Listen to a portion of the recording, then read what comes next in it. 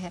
Sir बहुत ही बढ़िया strength देखने को मिली। इनफैक्ट आज सुबह आपने बोला भी था कि ओपनिंग के साथ तुरंत यहाँ पर प्रॉफिट बुकिंग की होड़ मत करिएगा, और बिल्कुल हमने उसी का नतीजा देखा है कि इतनी जबरदस्त स्ट्रेंथ दिख रही है। लेकिन अब क्या सर, आज एक तो फ्राइडे का सेशन है, 1.5 घंटे का समय बचा है, सबके मन में वो धुक धुक होती है, पता नहीं क्या होगा अल्टीमेटली, तो क्या होना है सर, क्या करना है? देखो अगर नहीं है, क्योंकि अब तक का इतिहास हमारा यही रहा है कि हम कहीं न कहीं दिन भर मजबूत रहने के बाद आखिर में थोड़ा सा हम दम तोड़ ही देते हैं। लेकिन यहाँ आज टुडे समथिंग डिफरेंट। मैं ये भी जानना चाहती हूँ ये डिफरेंट क्यों है, क्या है इस रिकवरी की वजह? क्योंकि देखिए कल भी सेम सिचुएशन थी, और कल मैंने आपको पहले कहा था कि पहले उछाल पे बिकवाली बनेगी। सेकंड उछाल आएगा तो अच्छा होगा। कल अनफॉर्चुनेटली सेकंड उछाल नहीं मिला, लेकिन आज मिल गया। आज सेकंड उछाल मिला, तो पहली चीज तो कि आज का उछाल पहला नहीं है, सेकंड है 3 दिनों की गिरावट के बाद में, नंबर 1। नंबर 2, आज के उछाल में चलो ठीक है, मान लिया उछाल है, और अगर हमको आखिरी 1.5 घंटे में जोर से गिरना हो तो शायद इसलिए ना गिरे, उसकी एक बड़ी वजह और है। क्या?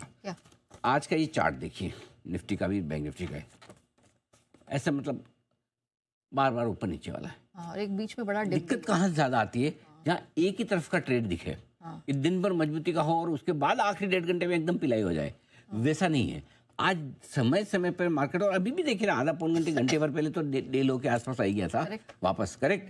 सो कहीं न कहीं इंट्राडे में भी आपको करेक्शन मिल रहा है, और जिन लोगों को वीकेंड सेशन होने की वजह से, या जिन लोगों को लगता है कि 26,000 के नजदीक आ गए, इस वजह से बाजार में डर है, वो हल्के होते भी जा रहे हैं। सो तेजी बनी है आज, लेकिन तेजी बनने के बावजूद बाजार हेवी नहीं है।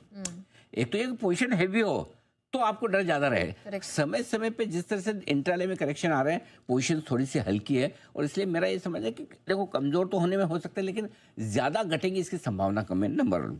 नंबर 2, सपोर्ट धीमे धीमे ऊपर की तरफ शिफ्ट हो रहा है, तो अब आज आपके बचे हुए समय के लिए 25,875, 25,900 आसानी से टूटेगा ही नहीं। आज का लो भी 25,880 का है, करेक्ट। सो आपको ये पता है कि मेरा खड्डा कहाँ है, करेक्ट।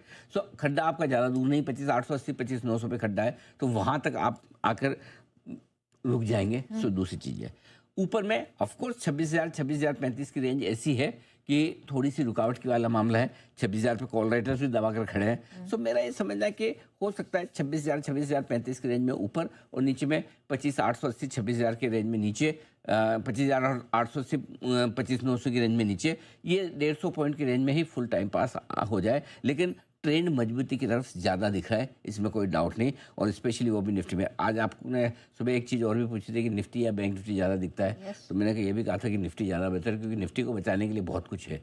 बैंक निफ्टी के लिए अभी उतनी मजबूती के संकेत नहीं, क्योंकि ICICI बैंक और HDFC बैंक आपका साथ नहीं दे रहे, और आप देख लीजिए जितना मजबूत निफ्टी है, बैंक निफ्टी उसका आधा भी मजबूत नहीं है, करेक्ट। तो दोनों चीज़ें आपके लिए सामने। बैंक निफ्टी आप देखिए 0.5% से ज़्यादा 2/3% मजबूत है, और निफ्टी 1/3% ही मजबूत है। ये फ़र्क है आपके लिए।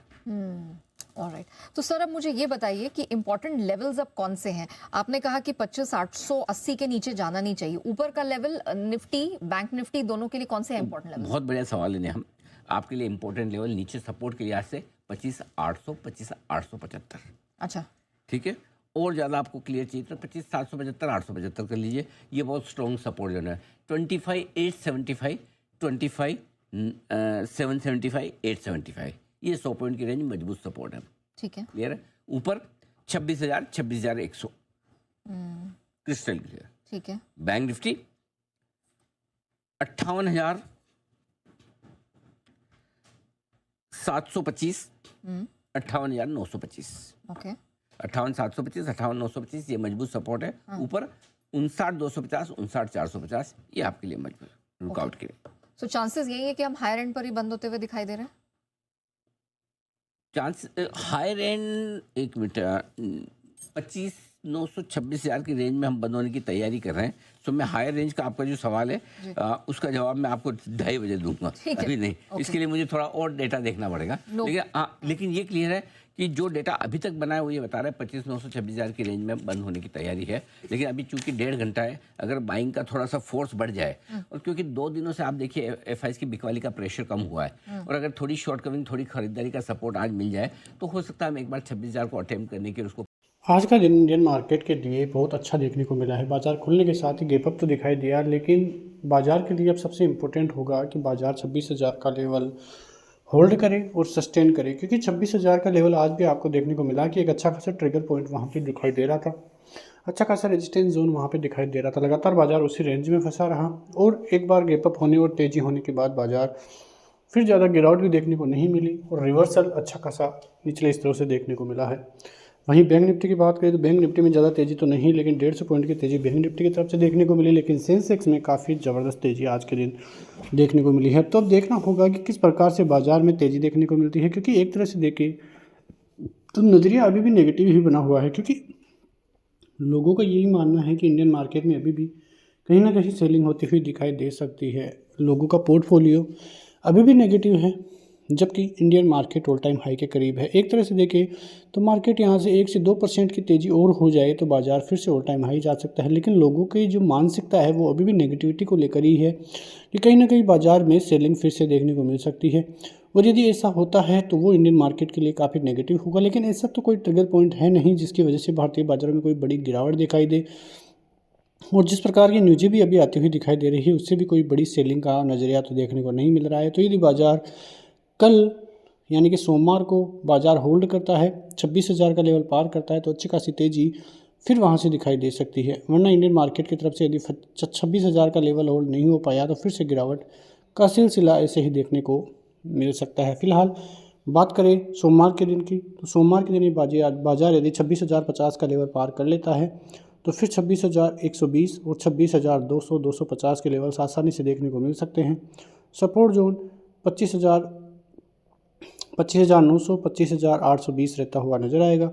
यदि वो होल्ड रहता है तब तक तो ठीक है, वरना फिर 25,800 टूटने के बाद बाजार में सीधी बड़ी गिरावट देखने को मिल सकती है। बात करें बैंक निफ्टी की तो बैंक निफ्टी फिलहाल तो 59,000 का लेवल होल्ड किए हुए हैं, लेकिन 59,250 टूटने के बाद 59,600 और फिर से 60,000 आपको दिखाई दे सकते हैं। 58,800 58,500 अच्छा खासा सपोर्ट जोन दिखाई आपको दे रहा होगा। कल के दिन की बात करें तो कल के दिन भी थोड़ी बहुत बाइंग ही एफआईआईज की तरफ से देखने को मिली है। उसके पहले 17 दिसंबर को भी 1171 करोड़ की बाइंग देखने को मिली थी। अब यदि ये बाइंग का आंकड़ा 10,000 करोड़ 7,000 करोड़ ऐसे रहता हुआ नजर आए तो फिर मानेंगे कि एफआईआईज की इंडियन मार्केट में धीरे धीरे एंट्री होना चालू हो गई है। फिलहाल तो कोई बड़ी एंट्री एफआईआईज की तरफ से देखने को नहीं मिल रही है, लेकिन आने वाले दिनों में यदि पॉजिटिविटी रहती है तो वो इंडियन मार्केट के लिए काफ़ी पॉजिटिव साबित हो सकती है। तो देखना होगा कि किस प्रकार की चीज़ें इंडियन मार्केट की तरफ से आने वाले दिनों में देखने को मिलेगी। फिलहाल तो इंडियन मार्केट की तरफ से ऐसा तो कोई ट्रिगर पॉइंट नहीं है जिसकी वजह से कोई बड़ी गिरावट दिखाई दे। मिलते हैं नेक्स्ट वीडियो में, तब तक के लिए जय हिंद।